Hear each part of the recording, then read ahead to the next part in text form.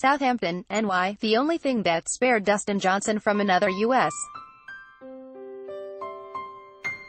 Open implosion is that everyone around him suffered, on a Shinnecock Hills course that even the USGA conceded got out of hand Saturday afternoon. Daniel Berger and Tony Finau were the exceptions, each posting a 4 under 66 before Johnson hit his first shot. The world's no.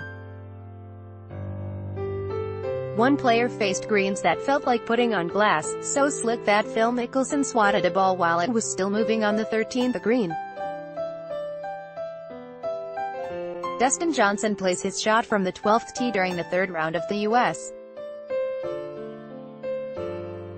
Open at Shinnecock Hills Golf Club on Saturday. Rob Carr, Getty Images. No one in the final 22 groups broke par.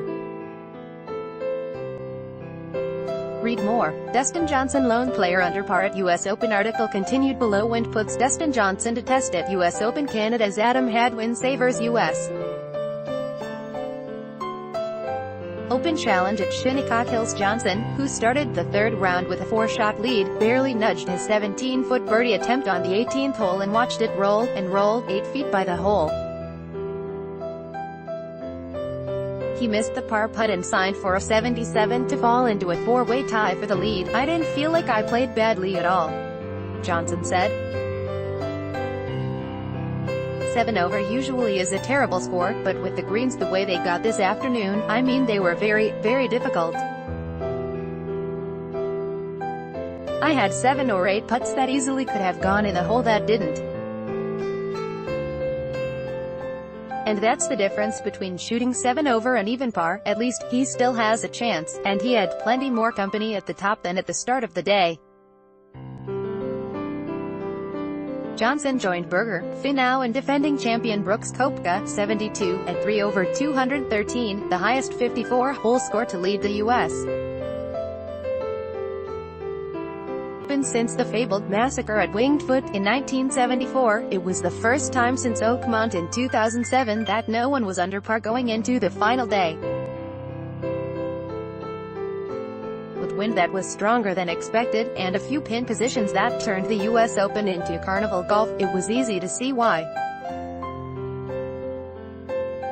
Article continued. Bella Mickelson brought plenty of attention to the 13th hole, where anything that ran by the cup was headed off the green.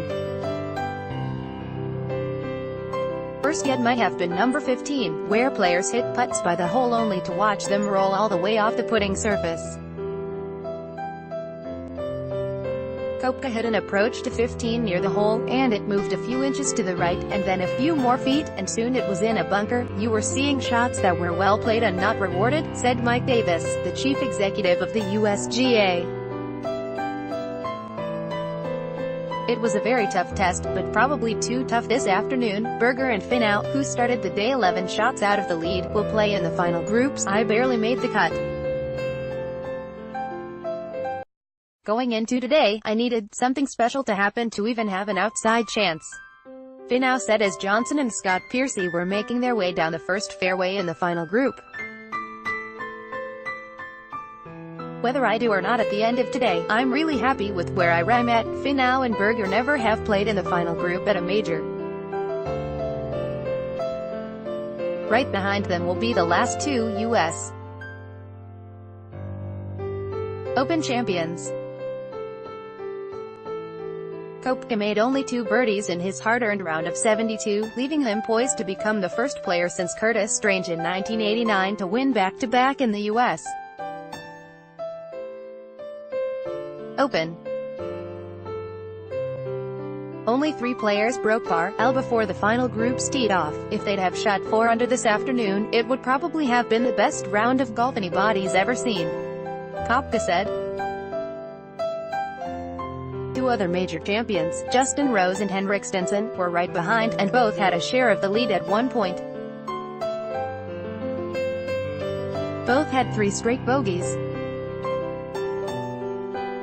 Rose wound up with a 73 and was 1 shot behind at 214. Stenson had a 74 and was another shot back.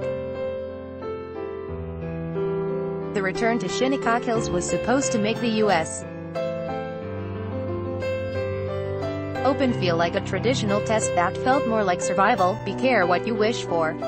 Rose said, "We've all been asking for a real US Open again. So I guess we got one for sure this week."